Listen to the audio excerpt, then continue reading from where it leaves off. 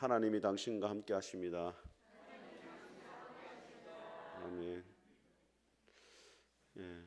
오늘 장사는 잘 하셨어요? 얼마 나왔어요? 예. 100만 원 나올 건데 오늘 35만 원밖에. 아니 제가 오늘 이 장신대 우리 학생들 그때 좀 모임에 가르쳐 달래가 가르쳐 주고 홍삼 진액 6년근짜리 하나 받아 그 정간장.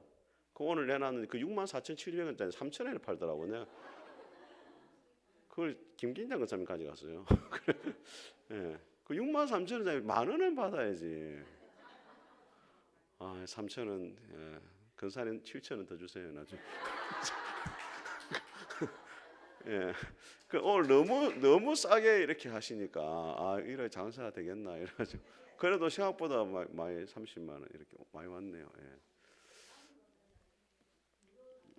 예. 무료로 가져가신 분도 좀 내세요. 자, 우리 교리문답 한번 보겠습니다. 예.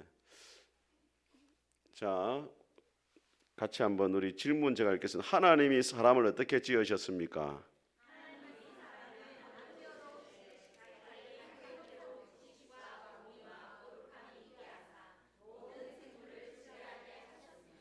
예. 자, 하나님이 사람을 창조하실 때, 자, 우리 창세기 말씀 같이 한번 읽어보겠습니다. 시작.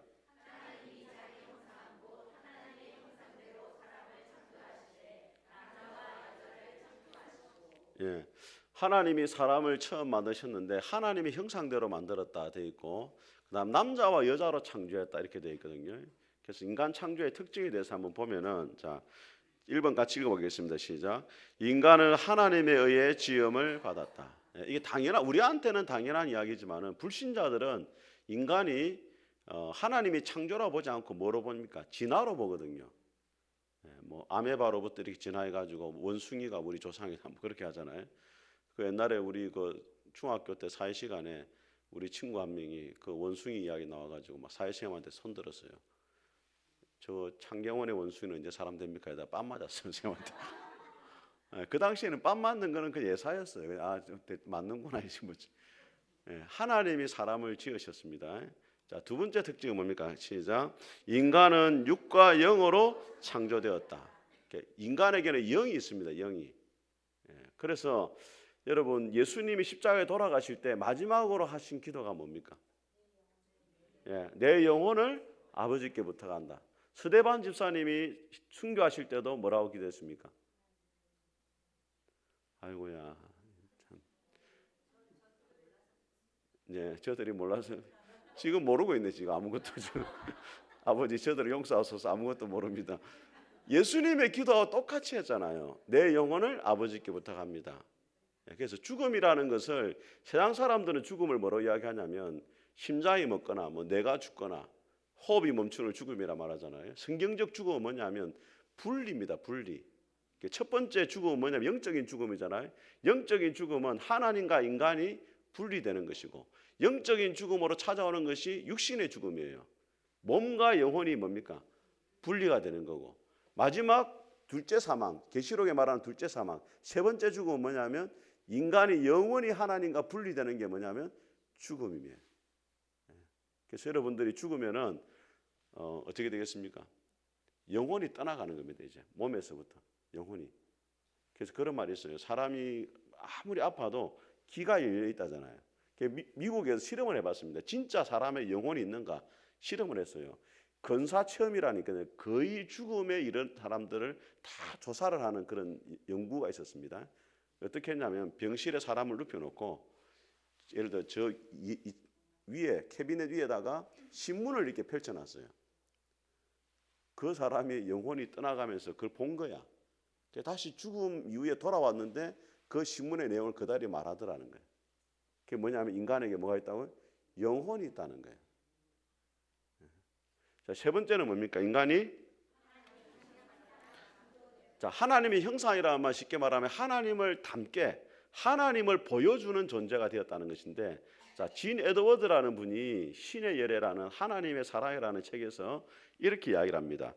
제가 한번 읽어볼게요. 하나님의 집중하신 모습에 천사들도 숨을 죽이고 열중했다. 그들의 이 형체의 얼굴에 그만의 독특한 유일성이 깊이 새겨져 있는 것을 지켜보았다. 마지막 손질이 끝나자, 그러니까 하나님이 지금 사람을 만드는 것을 천사가 보고 있는 겁니다.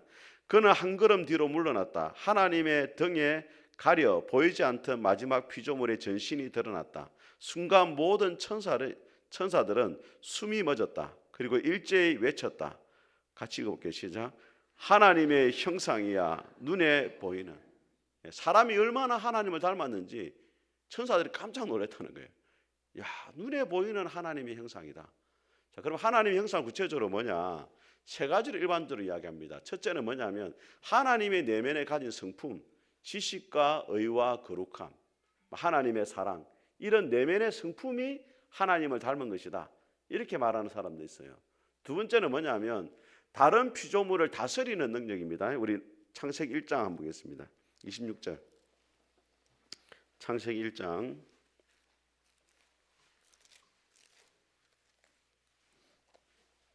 26절. 자, 26절, 27절, 28절입니다. 자, 26절 시작. 하나님이 이르시되 우리의 형상을 따라 우리의 모양대로 우리가 사람을 만들고 그들로 바다의 물고기와 하늘의 새와 가축과 온 땅과 땅에 기는 모든 것을 다스리게 하자 하시고, 자, 하나님이 자기 형상 곧 하나님의 형상대로 사람을 남자와 여자를 창조하시고 하나님이 그들에게 복을 주시며 하나님이 그들에게 이르시되 생육하고 번성하여 땅에 충만하라. 땅을 정복하라. 바다의 물고기와 하늘의 새와 땅에 움직이는 모든 생물을 다스리라 하시니라. 자, 여기 보면 26절에도 하나님이 만드셨다 해놓고 뒤에 뭐라고 되어 있냐면 온 땅과 땅에 기는 모든 것을 말하고 다스리라. 28절 하반절에도 모든 생물을. 자, 여러분 부모들이 이런 말 합니다. 예를 들어 피아노를 잘 치는 엄마가 있어요. 그럼 이렇게 말합니다. 너는 나를 닮았으니까 피아노를 쳐봐라, 이렇게 하잖아요. 그죠? 하나님이 형상대로 우리를 만드시고 다스리라 했다는 것은 하나님의 형상의 기능이 뭐냐? 온 세상을 다스리고 정복하는 왕적인 권세를 의미하는 것이다. 그걸 하나님의 형상이다. 그렇게 본다는 거예요. 자, 세 번째는 뭐냐면 같이 읽어봅니다. 시작. 하나님의 형상으로 만들었다는 것은 뭐냐면 하나님은 삼위일체로 계시잖아요. 성부와 성자와 성령으로. 삼위일체 하나님을 닮게 만들었다는 것은 교제와 사귐의 대상으로 지었다, 이렇게 이야기해요. 이 세상에 하나님과 교제할 수 있는 피조물이 있습니까, 없습니까? 없잖아요, 그죠? 여러분 지능이 제일 뛰어난 동물이 뭐예요? 뭐 돼지나 원숭이, 돼지도 상당히 뛰어나다고 합니다. 원숭이. 근데 아무리 지능이 뛰어난 짐승들도 자기들이 섬기는 신이나 이런 대상에게 기도하는 게 없어요. 강아지가 지능이 뛰어나잖아요. 밥 먹을 때 기도하는 거 봤습니까? 기도하는 강아지 있어요? 예, 밖으로 나가세요. 기도하는 강아지는 있을 수 있는데 예배 드리는 강아지는 봤어요? 못 봤죠? 찬송하는 거 못 봤죠? 예. 근데 인간은 아무리 아프리카의 미개한 종족도 제단을 만들고 자기가 믿는 신에게 절을 하고 예배를 드리잖아요. 그게 뭐냐면 칼빈이 이런 말을 했습니다. 인간에게는 하나님을 찾는 그런 씨앗이 인간에게 심겨져 있다, 그렇게 말했어요. 아무리 미개한 존재라도 그래서 하나님 찾게 돼 있는 거예요. 하나님을 모르니까 다른 신을 찾아가는 거예요. 하나님이 우리를 하나님 형상대로 만들었던 말은 하나님과 교제하고 사귀고 만남의 대상으로 만들었다, 이렇게 보는 겁니다. 자, 하나님 형상에 대해서 같이 한번 읽어보겠습니다. 시작. 그 보이지 않는 하나님의 형상이 직접 이 땅에 오신 분이 누구냐면 예수님이에요. 하나님 형상이 뭔지 잘 모르겠으면 예수님을 떠올리면 된다는 거예요. 자, 두 번째도 같이 읽어봅니다. 시작. 그리스도는 보이지 않는 하나님의 형상이다. 자, 오늘 로마서 시작. 하나님이 미리 아신 자들을 또한 그 아들의 형상을 본받게 하기 위하여 미리 정하셨으니 이는 그로 많은 형제 중에서 맏아들이 되게 하려 하심이라. 우리를 하나님의 형상을 닮은 존재로 빚어가기 위해서 우리를 부르셨다는 거예요. 자, 다음 한 말씀 한번 보겠습니다. 자, 그러면은 우리를 구원하신 목적이 뭐냐? 같이 한번 읽어보겠습니다. 시작. 본 사람이 없으되 아버지의 품속에 있는 독생하신 하나님이 나타내셨느니라. 예수님이 어떤 분이 있느냐? 하나님의 품속에 있었다 이 말은 하나님과 교제를 나누시는 분이었다 이 말이에요. 근데 하나님과 교제를 나누셨던 그 예수님이 하나님의 모든 영광을 버리시고 이 땅에 오신 이유가 뭐예요? 왜 오셨습니까? 밑에 같이 읽어봅니다. 시작. 너희를 불러 그의 아들 예수 그리스도 우리 주와 더불어 교제하게 하시는 하나님은 미쁘시도다. 왜 예수님이 하나님의 품속에서 이 땅에 오셨느냐? 하나님의 품을 떠난 저와 여러분들을 다시금 하나님의 품속으로 데려가 가지고 하나님과 뭐하도록? 교제를 나누도록 하기 위해서라는 거예요. 여러분, 그래서 예수님의 이름은 두 가지 이름 있잖아요. 첫째 이름 뭐예요? 예수란 이름 뜻은 뭡니까? 자기 백성을 저희 죄에서 구원한다. 또 다른 이름 뭐예요? 저들의 죄를 용서하소서. 임마누엘이잖아요. 아들을 낳으리니 임마누엘이라 하라.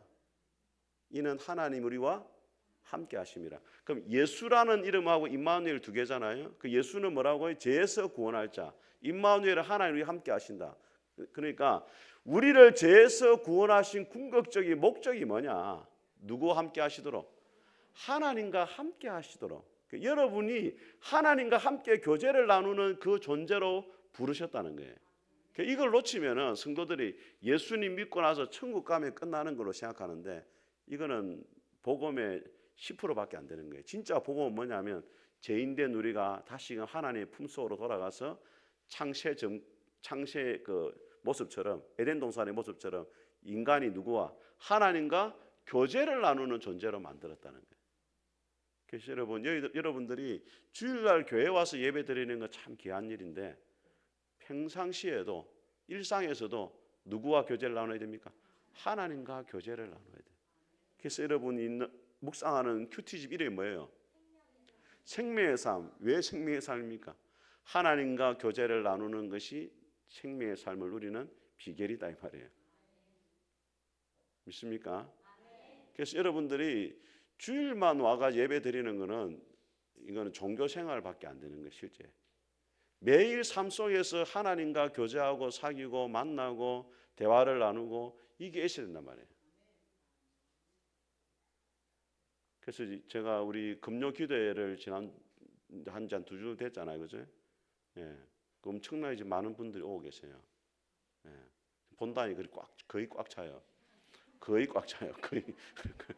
거의 꽉 차는데 제가 지난주에 이제 주문을 하기를 기도를 30분 하고 이렇게 가라 했잖아요. 그게 좀 30분 하기 어렵습니까? 쉽습니까? 예, 쉽습니다 하는 분은 이제 주님을 사랑하는 분이고 사실 성도들이 30분 하기가 쉽지 않거든요. 한참 했는데 시계 보면 10분밖에 안 지나거든요. 근데 이 주님과의 만남과 사귐을 계속 훈련을 해야 돼요. 사랑하는 사람하고 오래 있으면은 시간이 잘 갑니까? 안 갑니까? 잘 가죠. 그럼 하나님 같이 있으면 시간이 잘 가야 안 가야 돼요? 시간이 안 가면 문제가 있는 거네. 30분 기도하랬는데 기도를 못해. 아유 주여, 주님 아직 안 갔으면 빨리 가세요. 주님이 가야 나도 가는데 그래 되면 곤란해지는 거예요. 근데 이게 기도는 계속 이렇게 하나님 앞에 머물다 보면은 시간이 가요. 그러다 보면 하나님이 또 나에게 말씀하시는 것도 있고 하나님 앞에 이야기하고 싶은 것도 있고 그렇게 훈련이 돼야 돼요. 그게 훈련이 안 되면 그냥 이 자리만 지키는 게 되죠. 제가 이전에 강도사 시절에 제가 사실 기도를 교회에서 제일 늦게 가고 이렇게 했거든요. 맹장교회 있을 때. 근데 어느 날 뒤에서 누가 안 가는 거야. 한 사람이 뒤에 앉아가지고 주여 주여 하면서 그래 네가 알기나 내가 알기나 안 보자. 빨리 가라는데 안 가. 계속 뒤에서. 그래 그때 누가 왔냐면 이제 우리 동기 중에서 그 한 목사님이 계셨는데 사역지를 찾다가 이제 제가 좀 사역지로 쉬고 있는 분이 있어가지고 교회로 부른 분이 있어요. 그분이 그때 이제 집을 못 구해가지고 새벽기도 마치고 가나 내하고 같이 가려고 기다리고 있었어요. 그러니까 자기는 내가 가는데 기다리고 나는 그래 한참 오래 기도했던 적이 있습니다. 예. 그렇게 해서라도 기도하는 게 좋아요. 예. 자, 두 번째 같이 하나님의 섭리에 대해서 같이 읽어보겠습니다. 시작. 하나님의 섭리의 사역은 지극히 거룩함과 지혜와 능력으로서 그의 모든 피조물과 그들의 행동을 보존하고 통치하시는 일이다. 여러분, 부모가 아이를 낳으면은 자, 아이를 어떻게 합니까? 첫 번째, 버리는 부모가 있죠. 두 번째, 위탁하는 부모가 있죠. 세 번째, 키우는 부모가 있잖아요. 어떻게 합니까? 정상적인 부모는 키우잖아요. 예. 하나님도 마찬가지입니다. 이 세상을 창조해 놓으시고 그냥 내버려 둔 것이 아니고 창조의 목적에 맞게 이 피조물이 온전히 세워질 수 있도록 하시는 사역을 뭐라고 하냐면 섭리하신다 이 말이에요. 그걸 뭐라고 이야기하면 두 가지로 뭐라고 이야기하고 있습니까? 보존하고 통치하신다. 부모가 자식을 기르는 것처럼 이 세상을 보존하고 통치하신다는 거예요. 세상의 그 신과 이 피조물과의 관계를 말하는 것 중 이신론이라는 게 있어요. 이신론은 뭐냐면 신이 세상을 만들어 놓고 관여를 안 한다는 거예요. 어느 법칙에 시계를 테이블 감아놓고 시계가 자연히 돌아가는 것처럼 하나님이 세상을 창조했지만은 관여하지 않는다. 그걸 이신론이란 말이에요. 범신론은 뭐냐면은 세상에 있는 모든 곳에 하나님이 함께 하신다. 이거는 하나님이 보기에는 신이 함께 한다. 이게 범신론이거든요. 그래서 이게 꽃도 신이고 나무도 신이고 돌멩이에도 신이 있고 이게 어느 종교에 있냐면 불교에 있는 거예요. 불교는 범신론이에요. 범신론은 뭐냐면은 이런 말 있잖아요. 천상천하 유아독존 이렇게 했잖아요. 석가가 태어나자마자 천상천하 유아독존에 있거든요. 그 말은 이 세상에 나밖에 없다는 말이 아니고 모든 게 나다 이 말이에요. 모든 게 부처다 이 말이에요. 그게 범신론이에요. 근데 기독교의 신론은 뭐냐면 하나님이 세상을 만들어 놓고 내버려 두는 게 아니고 보존하고 뭐한다? 통치하신다는 거예요. 자, 같이 한번 읽어보겠습니다. 시작. 하나님께서 창조하신 모든 것들이 그 창조된 목적을 성취하도록 하나님께서 모든 피조물을 돌보시고 보존하시며 통치하시는 것이다. 한마디로 이 세상 모든 만물은 하나님의 손안에 있는 것이다. 이 세상 모든 것을 하나님의 손안에서 보존하고 통치하시고 움직여 가신다. 이걸 다른 말로 뭐라고 해요? 하나님의 섭리라고 이야기하는 거예요. 자, 보세요. 이게 누굽니까? 야곱이 에서를 만나잖아요. 그죠? 예. 여러분, 야곱이 별명이 뭐예요? 사기꾼이죠. 예. 그 뭘 사기쳤습니까? 형의 장자권을 빼앗았잖아요. 형을 속이고 이삭을 속이고 아버지 이삭을 속였거든요. 그래가지고 어디로 도망갑니까? 하란으로 도망가잖아요. 그 하란에서 누구를 만났어요? 외삼촌 라반을 만났잖아요. 라반의 별명이 뭐냐면 사기꾼을 사기치는 사람이에요. 그래가지고 야곱이 라반을 만나가지고 엄청나게 깨어져요. 왜냐하면 지금까지 속이고 살아왔는데 외삼촌 집에 가니까 조카가 있거든. 그 딸이 있거든요. 딸 이름이 뭐예요? 레아와 라헬이잖아요. 누가 더 예뻤습니까? 라헬이 예뻤잖아요. 그래서 누구하고 결혼하고 싶었어요? 라헬하고 결혼해가지고 결혼하려니까 삼촌이 뭐라 하냐면 7년 동안 일을 하라는 거예요. 왜? 결혼 지참금을 안 갖고 왔으니까 몸으로 때우라 이 말이에요. 7년 동안 일을 하고 결혼식 날이 되었는데 그 첫날 밤을 보내고 눈을 떠보니까 라헬은 눈이 초롱초롱했거든요. 눈이 흐리멍텅한 거야. 보니까 누굽니까? 레아가 누워있는 거예요. 결혼을 속 깊은 거야. 그래가지고 또 삼촌이 뭐라고 하냐면 우리 동네는 언니를 동생 먼저 보내는 간섭이 없다. 그래서 언니와 먼저 결혼하고 또 동생을 해야 된다. 그래가 몇 년을 더 합니까?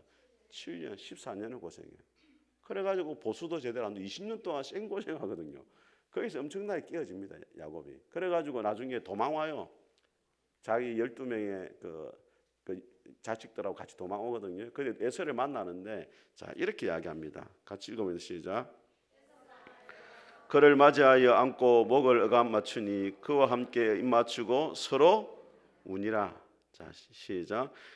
눈을 들어 여인들과 자식들을 보고 묻되 너와 함께한 이들이 누구냐? 야곱이 이르되 하나님이 주의 종들의 은혜로 주신 자식들이니이다. 예. 야곱이 라헬을 사랑했지만 라헬이 자식을 못 낳았어요. 그 누구와 자식을 먼저 낳습니까? 레아가 먼저 자식을 많이 낳았잖아요. 그래가지고 레아가 자식을 놓으니까 또 라헬이 질투를 해가지고 그 뭡니까? 비라를 이게 그 몸종으로 또 주거든요. 그 비라를 통해 자식을 낳아요. 그래가지고 둘이가 막 경쟁하듯이 자식을 낳았어요. 몇 명 낳습니까? 12명. 그 나중에 뭐가 되면 12지파가 되거든요. 그래서 야곱이 하는 말이 뭐냐면 그때는 집안이 시끄러웠습니다. 라헬하고 레아 때문에. 돌아보니까 하나님이 나에게 뭘 주셨다? 은혜로 주신 자식이다. 돌아보니까 다 하나님의 은혜였습니다. 하나님의 섭리 가운데 경쟁하듯이 자식을 낳았는데 나중에 뭐가 됐다고? 12지파가 돼버린 거예요. 희한하죠. 예. 하나님의 섭리라는 것입니다. 자, 그 다음에 같이 한번 읽어보겠습니다. 시작. 참새 2마리가 한 아사리온에 팔리지 않느냐? 그러나 너희 아버지께서 허락하지 아니하시면 그 하나도 땅에 떨어지지 아니하리라. 두려워하지 말라. 너희는 많은 참새보다 더 귀하다. 참새 한 마리도 하나님의 허락이 없이는 안 된다는 거예요. 하나님의 섭리 가운데 있기 때문에. 하물며 너희들은 참새보다 더 귀하지 않느냐? 걱정하지 말라는 거예요. 하나님이 너희들의 삶을 뭐 하신다? 책임져 주신다 이 말이에요. 여러분, 하나님이 이 세상을 섭리해 가시는 방법이 2가지입니다. 한번 따라했습니다. 협력, 기적.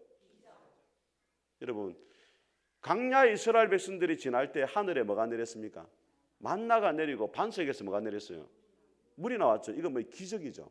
하나님이 직접적으로 세상을 움직여 가시고 하는 건 뭐냐면 기적이에요. 근데 때로는 누구와 협력하냐면 사람과 협력해가 이 세상을 움직여 나가요. 근데 하나님 이 세상을 움직여 나가는데 가장 중요한 사람의 도구가 뭐냐? 뭐겠습니까, 여러분? 무엇을 이용해서 이 세상을 움직여 가겠습니까? 기도예요, 기도. 자, 우리 에스겔 36장 한번 보겠습니다.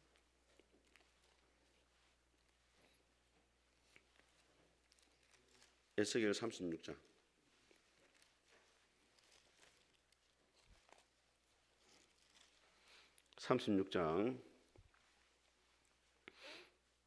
여러분, 우리나라에서 제일 아름다운 섬이 무슨 섬이에요? 예? 무슨 섬? 제주도? 예. 그럼 전 세계에서 가장 아름다운 섬은 무슨 섬이에요? 잘 모르시네. 오늘 나옵니다. 자, 한번 보겠습니다. 자, 34절 한번 보세요. 34절, 36장. 자, 전에는 지나가던 자의 눈에 황폐하게 보이던 그 황폐한 땅이 장차 뭐가 됩니까? 이스라엘이 황폐해졌습니다. 하나님의 심판을 받아가지고 황폐해졌는데 앞으로 회복이 된다는 거예요. 사람이 이르기를 이 땅이 황폐하더니 이제는 에덴 동산같이 되었고 황량하고 적막하고 무너진 성읍들의 성벽과 주민이 있다 하리니. 예. 에덴 동산같이 회복이 된다는 거예요. 36절 같이 읽습니다. 시작.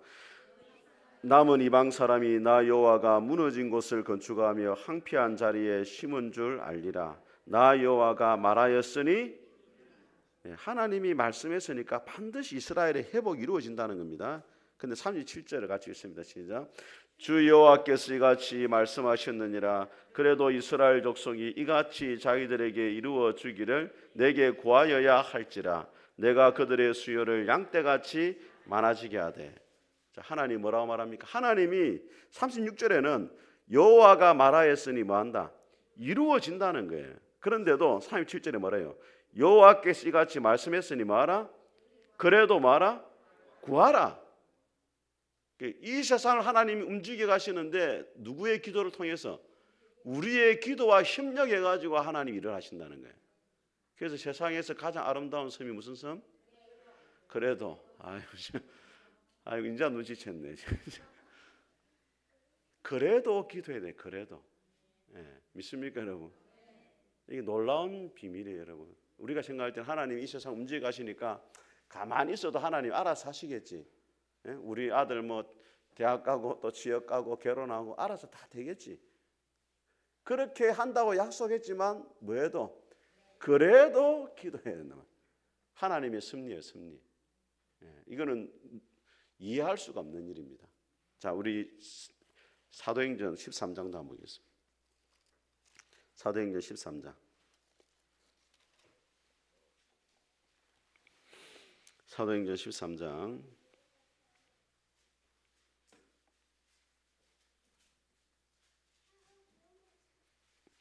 사도행전 13장 자 48절 한번 보세요. 48절 자 같이 읽겠습니다. 시작. 이방인들이 듣고 기뻐하여 하나님의 말씀을 찬송하며 영생을 주시기로 작정된 자는 다 믿더라. 자, 누가 믿더라고요? 영생을 주시기로 작정된 자는 다 믿더라. 자 49절 시작. 주의 말씀이 그 지방에 두루 퍼지니라. 자 여러분 우리가 왜 전도해야 됩니까? 하나님이 선택한 사람이 있고 그렇다면 때가 되면 다 믿을 것인데 우리가 굳이 전도할 필요가 있느냐? 그렇게 말하잖아요. 그 오늘 말씀이 뭐라고 말합니까? 영생을 주시기로 작정된 자는 믿는데 뭘 통해 가지고 우리의 복음을 전하는 전도를 통해서 믿는단 말이에요. 그게 하나님의 섭리예요. 여러분이 해야 될 일은 뭡니까? 누가 작정된 자인지를 모르기 때문에 복음을 전할 수밖에 없는 거예요. 우리가 모르잖아요. 누가 작정했는지 하나님이. 근데 분명한 것은 우리가 복음을 전하면 작정된 자가 하나님께로 뭐한다? 돌아온다는 거예요.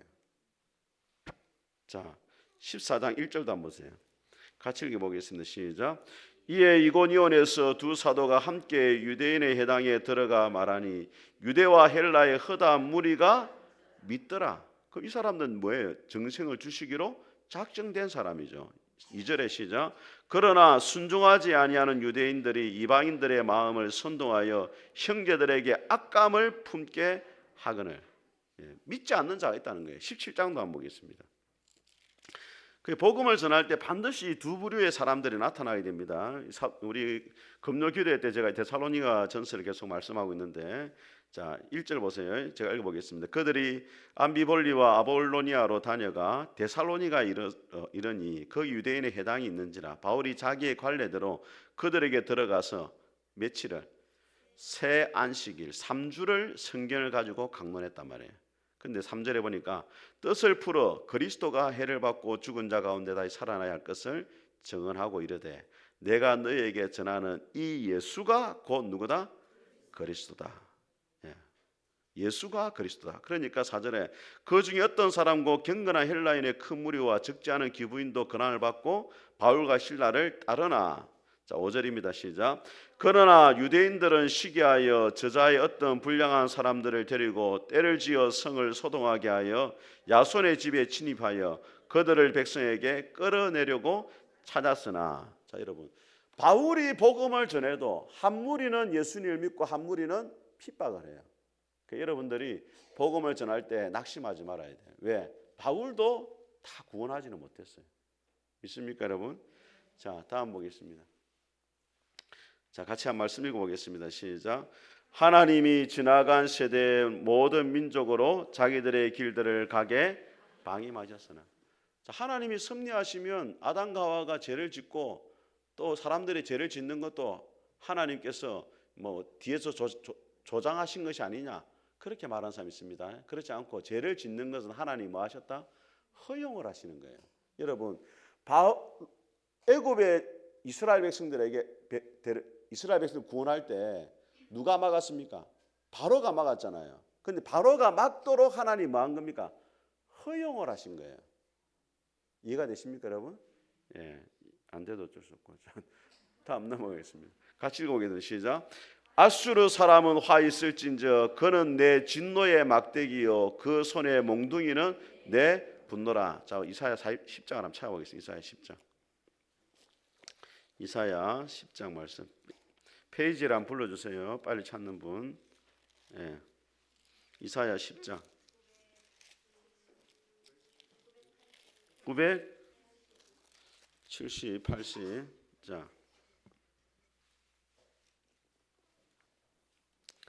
자 보세요. 자 5절에 보면은 제목이 뭐라고 되어 있습니까? 하나님이 이스라엘을 심판하실 때 누구를 들어 썼다고요? 아수르를 들어 쓴다는 거예요. 악을 들어서 하나님이 선한 일을 이룬 때도 있다는 거예요. 그래서 아수르 사람 화 있을진저 그는 내 진노의 막대기요 내 손에 그 손에 몽둥이는 내 뭐라고요? 분노다. 하나님이 이스라엘에게 분노하시고 심판하시는데 아수르라는 도구를 들어서 쓰신다는 거예요. 근데 6절에 보니까 내가 그를 보내어 경건하지 아니한 나라를 치게 하며 내가 그에게 명령하여 나를 노하게 한 백성을 쳐서 탈취하며 노락하게 하며 또 그들을 길거리에 진흙같이 질받게 하려 하거니와. 아수르를 들어서 하나님이 심판하셨다 이거거든요. 그런데 문제는 뭐냐면 7절을 같이 읽겠습니다. 시작. 그의 뜻은 이같지 아니하며 그의 마음의 생각도 이같지 아니하고 다만 그의 마음은 흩한 나라를 파괴하며 멸절하려 하는도다. 이스라엘을 치기 위해서 잠시 들어 쓰려고 했는데 아수르가 교만해가지고 많은 나라를 심판했다는 거예요. 그러니까 15절 한번 보세요. 자, 도끼가 어찌 찍는 자에게 스스로 자랑하겠으며 톱이 어찌 캐는 자에게 스스로 큰 채 하겠느냐.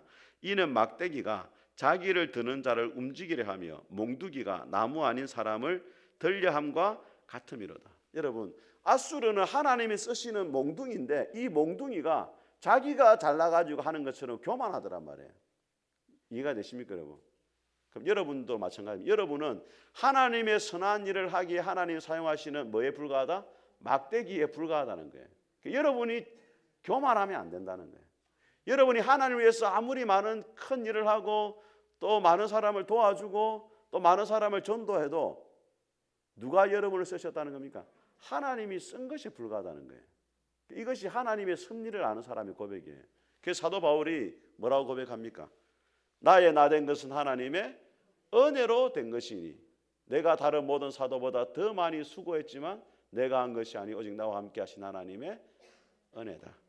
네. 자, 같이 읽어봅니다. 시작. 우리의 모든 일에 하나님의 간섭하심에 손길이 다 있음을 알게 한다. 하는 모든 일에는 하나님이 딱 간섭하시고 인도하신다는 것을 우리가 믿는 것이 하나님의 섭리를 믿는 겁니다. 두 번째 시작. 아무리 큰 일을 해도 하나님이 우리를 도구로 쓴 것에 불과하니까 하나님 앞에 뭐 해야 됩니까? 겸손해야 되죠. 시작. 섭리의 신앙은 결국에는 하나님의 선한 뜻이 이루어진다는 것을. 자, 시편 23편 한번 보세요. 시편 23편.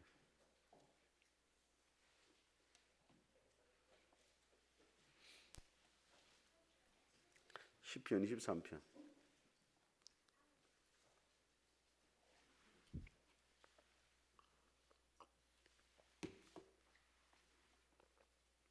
자, 우리가 잘 아는 시편 23편. 자, 3절을 같이 읽겠습니다. 시작.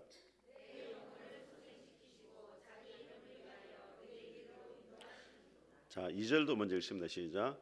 그가 나를 푸른 풀밭 누이시며 실만한 물가로, 푸른 초장과 실만한 물가로 인도하시기도 하고, 때로는 또 4절도 시작. 내가 사망의 음침한 골짜기로 다닐지라도 해를 두려워하지 않을 것은 주께서 나와 함께 하심이라. 주의 지팡이와 막대기가 나를. 때로는 음침한 골짜기로 인도해요. 왜 하나님은 때로는 푸른 풀밭으로 때로는 음침한 골짜기로 인도하시느냐? 그 이유가 3절에 나와 있어요. 그게 뭐냐면 내 영혼을 소생시키시고 자기 이름을 위해서 어떤 길로? 하나님 보시기에 바른 길로 인도하시기 때문에 때로는 우리를 푸른 풀밭으로 실만한 물가로 인도하지만 때로는 어디로? 사망의 음침한 골짜기로 인도하시는데 그 길도 하나님 보시기에 어떤 길이다? 어려운 길이시다 이 말이에요. 그래서 우리가 이해할 수 없지만은 하나님은 항상 우리를 어떤 길로 인도한다? 의의 길로 인도하신다. 네. 지금 우리 김치전 선교사님이 지금 사고가 난 지 4주 정도 돼가는데 지금 왼쪽은 좀 움직인다고 합니다. 왼쪽은 움직이고 아직 의식은 안 깨어났는데 자가호흡은 100% 하고 있대요. 네. 그래서 우리가 그걸 보면서 우리 기억해야 될 것이 뭐냐면 지금은 사망의 음침한 골짜기로 인도하고 있는 거잖아요. 근데 시편에 뭐라고 해요? 자기 이름을 위해서 어떤 길로? 하나님 보시기에 바른 길이니까 그 길로 인도하고 있다는 거예요. 그 믿음을 우리가 가져야 돼. 그게 하나님의 섭리를 믿는 겁니다. 자, 여기까지 우리 같이 한번 찬송하겠습니다.